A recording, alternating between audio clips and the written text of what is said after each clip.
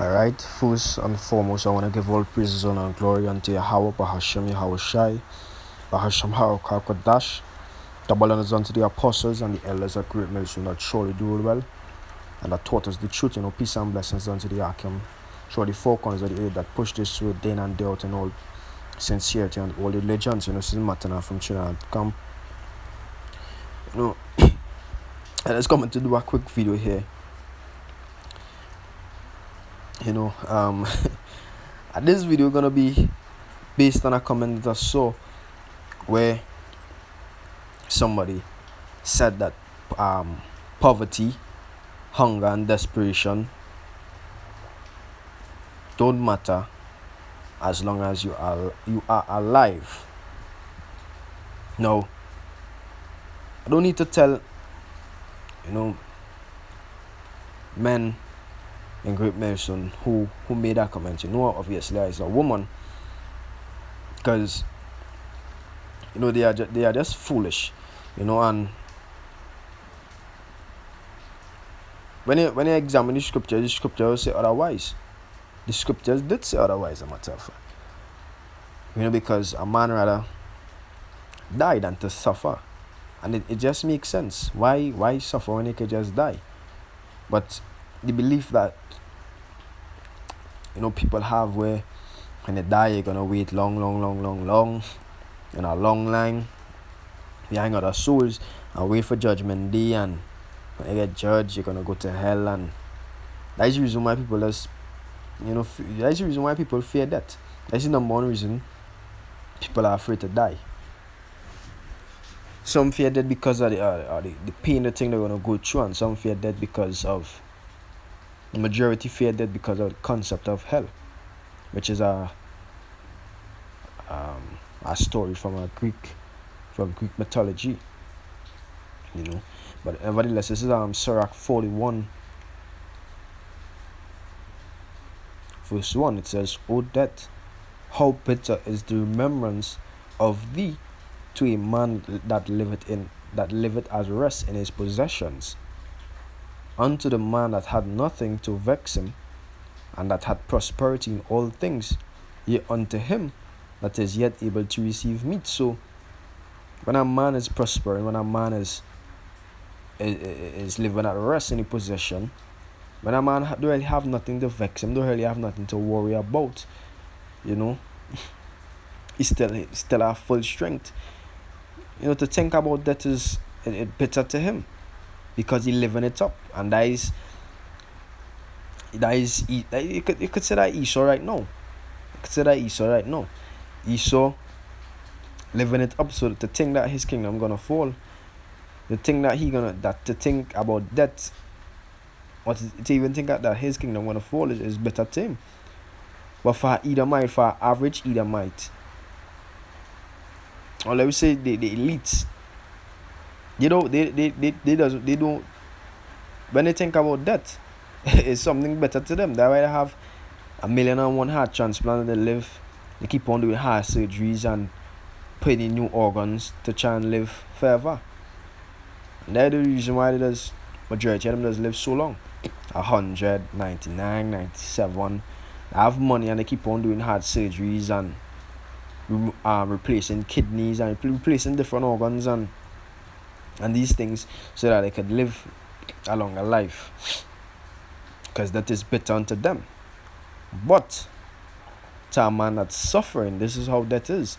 Verse 2, it says, "O death, acceptable is thy sentence unto the needy, and unto him whose strength faileth, that is now in the last age, and is vexed with all things, and to him that despaireth and hath lost patience." That is acceptable. He wish he could die. The man that's suffering, the man that needy, whose strength faileth, who is in his last age, who is vexed with all things, who lost patience, we come like that coming to save you from his miseries. And the statement that woman make, that poverty, and desperation, poverty and hunger and desperation, doesn't matter as long as you are alive. That statement makes completely no sense. Because once you're hunger, once you to the point that you're being starved, eventually you're gonna die. So a man say, hey, a man just waiting upon his death. A man wishing he could die instantly because the suffering, the torture your mind, your body, as well as your spirit go through when you're starving is nothing that a man would rather live to experience than to die. No, a man would rather to die. A man would rather to cut his misery short. You understand? Let me read it over. It says, "O that acceptable is thy sentence unto the needy, and unto him whose strength faileth." Because the scripture, when you're starving, your body gonna get weak. Because your body not being nourished by any nutrients, because you're not eating any food to strengthen your body. So your strength gonna fail. You're gonna be weak. You're gonna look like you're gonna look like sticks. Basically, you're gonna look like you're a skeleton. Your body gonna take all the nutrients from the fat within your muscles underneath your skin, and they're gonna suck up all the water.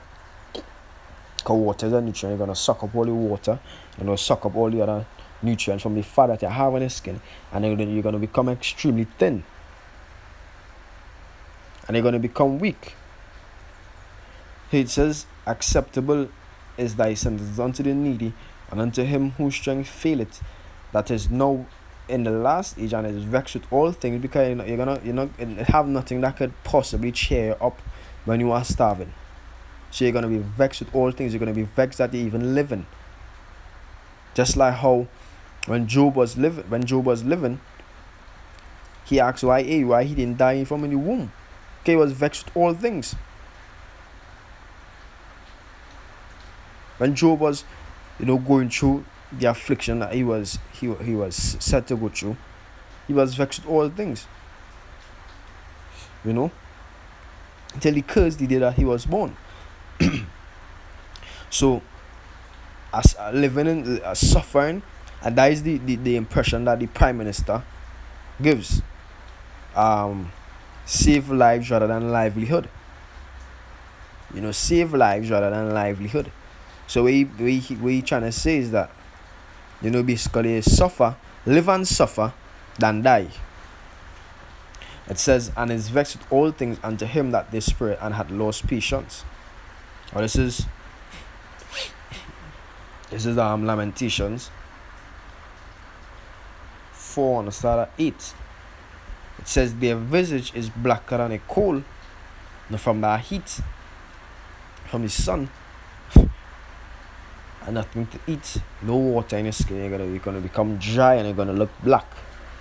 It says, "They are not known in the streets. Their skins cleaved to their bones." As I was explaining earlier, it says, "It is withered.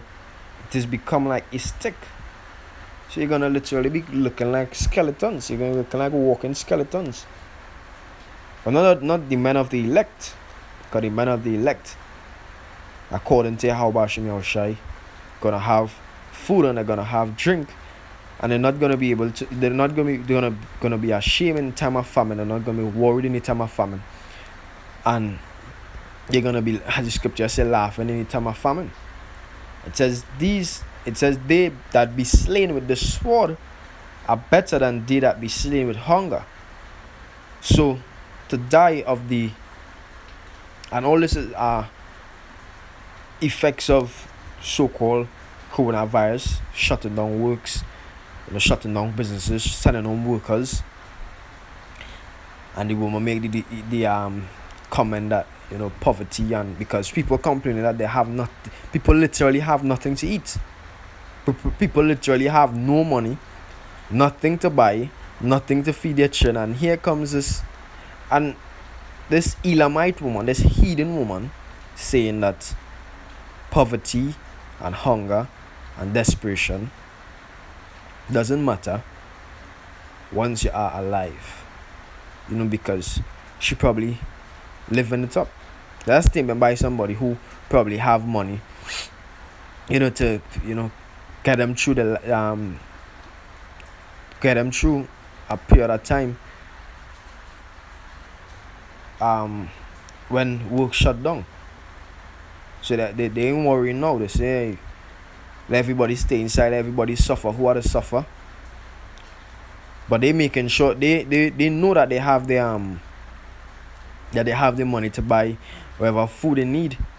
So they make these kind of reckless comments, and the comments really doesn't make any sense. And I pray and hope that the Most High make that woman suffer hunger. That particular individual. That she suffer hunger and she feel how it feels for Jakes to be going through that, because they know it's Jakes going through that. They know it's our people going through that, and they don't like our people, so they would make these kind of comments.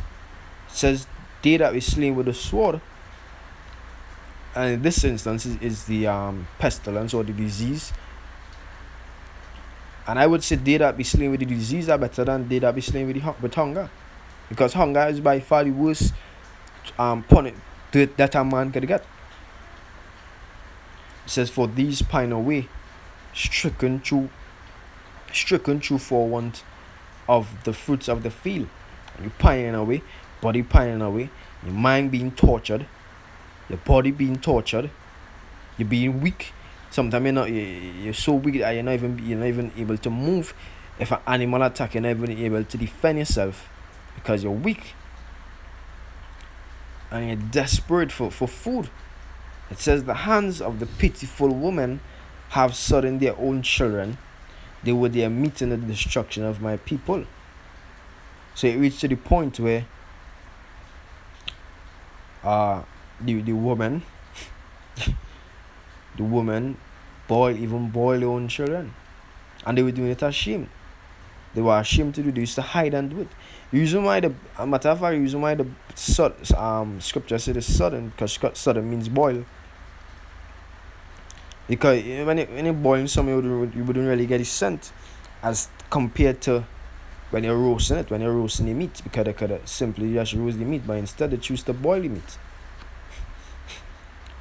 It says they were their meat in the destruction in the daughter of my people. And Israel deserve this kind of punishment because of the wickedness that they're doing. This is Jeremiah. I'm gonna Deuteronomy first. Deuteronomy 28 verse 50. Verse 53. It says, and thou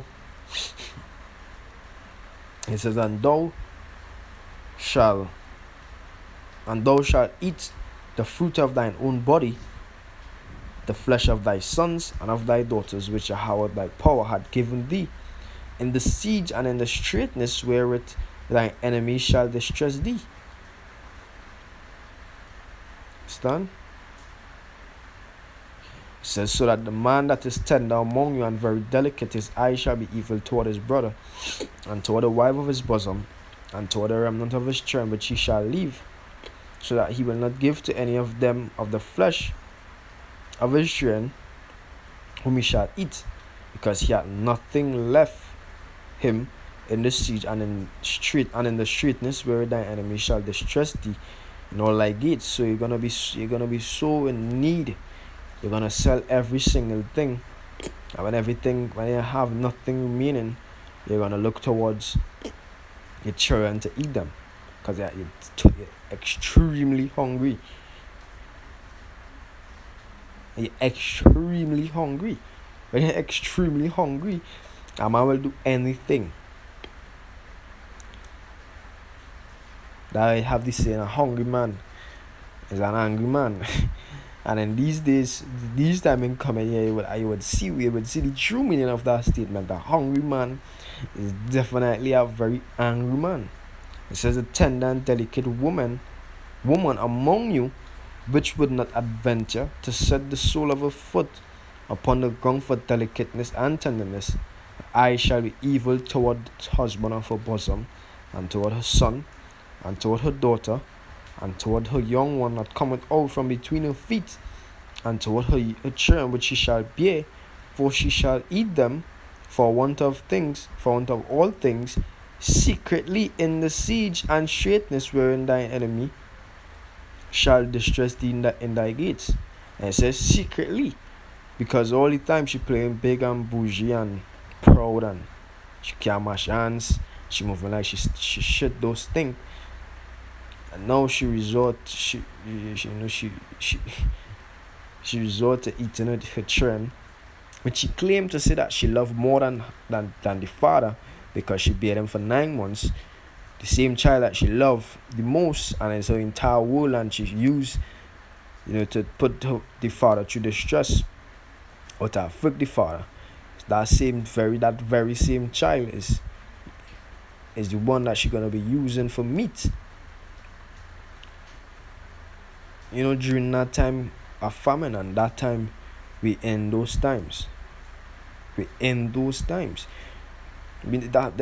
not speaking about 10 years from now. We're not speaking about 20 years. We're not speaking about 1,000 years from now. We don't know. We're speaking about the very same, time that we live in. And it could be a month from now. It could be 3 months from now. It could be within this year. It could be the next 2 years. But it's very near. The time that we're speaking about is very near. Understand? But let's bring this last precept, Jeremiah 19 and 9. It says, Jeremiah 19 verse 8, it says that I will make this city desolate and unhissing. Everyone that passeth thereby shall be astonished and hiss because of all the plagues thereof. And that is how Jerusalem gonna be in the midst of all these nations. Or I should say the Israelites gonna be in the midst of all these nations. The plagues that he's gonna bring upon them, not everybody gonna suffer from famine, and it's how these elites of different nations that not gonna go through all these plagues. We're gonna be a hissing among these nations again. This is gonna cause them to eat the flesh of their sons and the flesh of their daughters, and they shall eat everyone the flesh of his friend in the siege and straitness, wherein their enemies and they that seek their life shall straiten them. And it's the ones that you put in power, is the very same ones that are gonna afflict you people. That are gonna cause you people to starve, that are gonna cause you people to consume one another, that are gonna cause you people to be cannibals. But with that, I want to give all praises and glory unto Yahweh, Hashem, Yahweh Shai, Hashem, Hakakutash, and that one unto the apostles and the elders of great merit stone that surely do well, peace and blessings unto the Akim, surely 4 corners of the earth. Until next time, I want to say shalom.